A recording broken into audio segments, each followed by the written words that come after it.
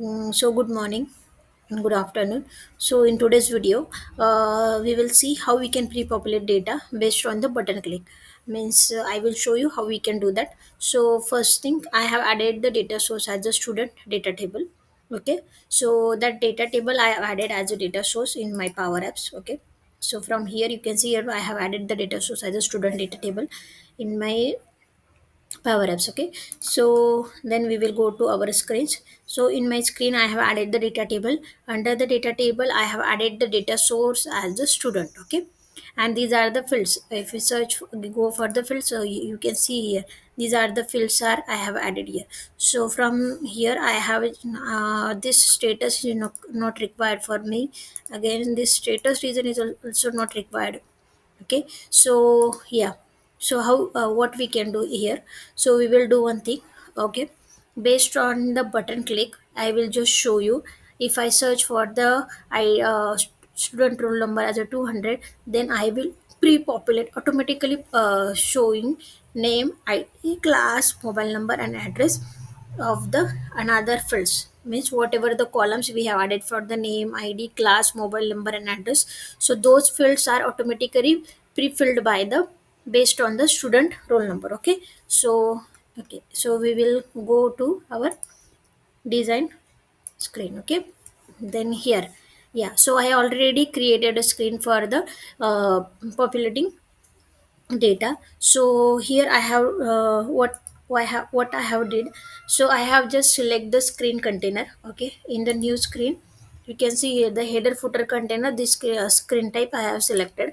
Okay, uh, yeah, no, this is a screen container I have selected. So this is the header container and this is the main container. I have removed the bottom container, that is a footer container that was not needed in my app. Okay, so under the header container I have just added the label. So this is the label I have added. I have given the name like this way.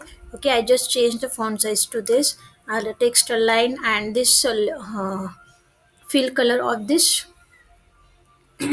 label to this green color. Okay, and the font color should be in the white color. Okay, and I just did the font this label height and width same like the header container. So from here you can see here the height of the label, sorry, width of the label should be same like the header container 3. Similarly for height we will just check for the height as well.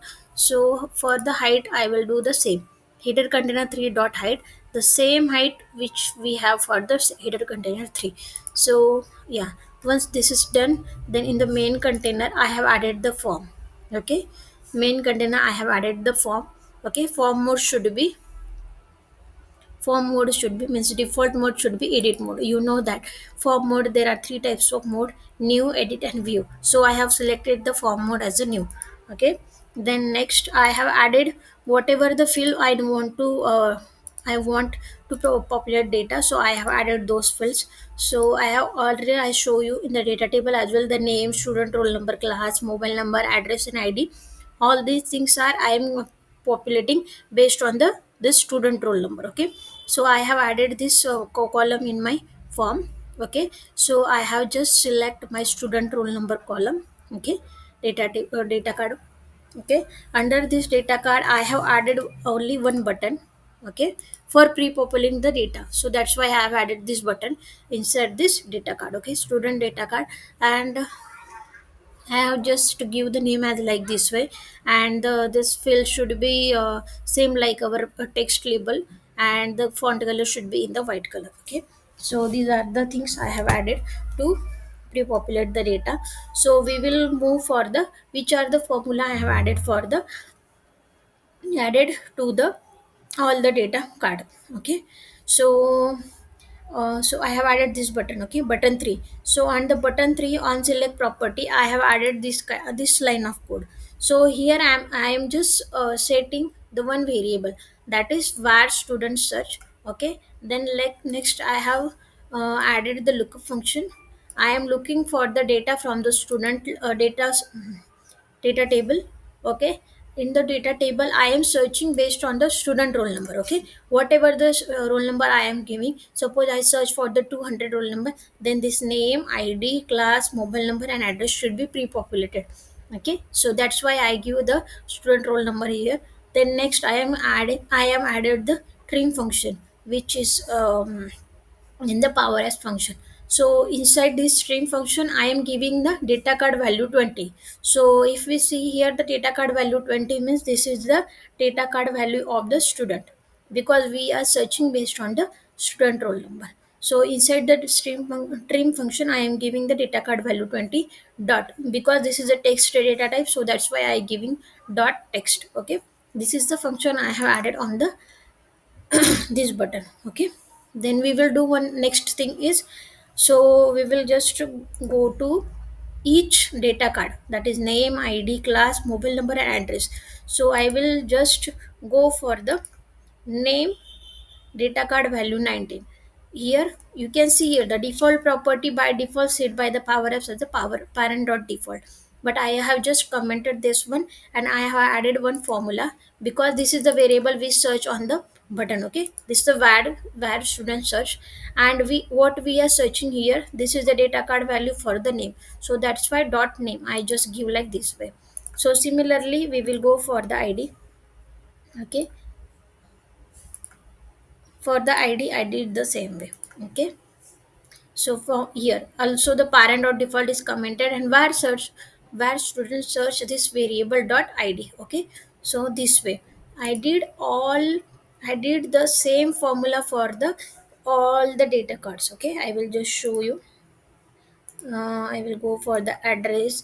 Now you can see here, this is the variable name and this is the address field, so that's why I give the address. So similarly for the mobile number I will go for the mobile number, and you can see this is the variable dot mobile number.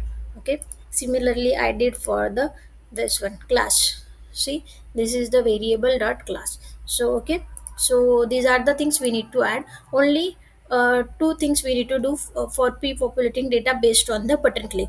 One is on the button select on select property, we need to add just this line of code, I will provide in the description box. Then next things, we need to provide each data card value, we need to pass this variable to each data card value with their data card name. Means data card name means here we can find here this is the name. So our set variable dot name. Similarly for id we are passing like variable dot id, and same for if we want to pass for the mobile number, then variable dot mobile number. So this way we need to do. Two things are important. Okay, we need to just remember these two things. So these are the things we have set here. So I will just run this app.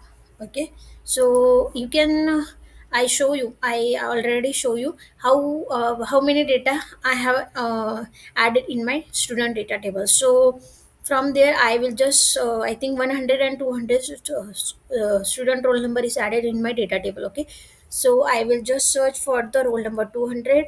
I will just click on this button.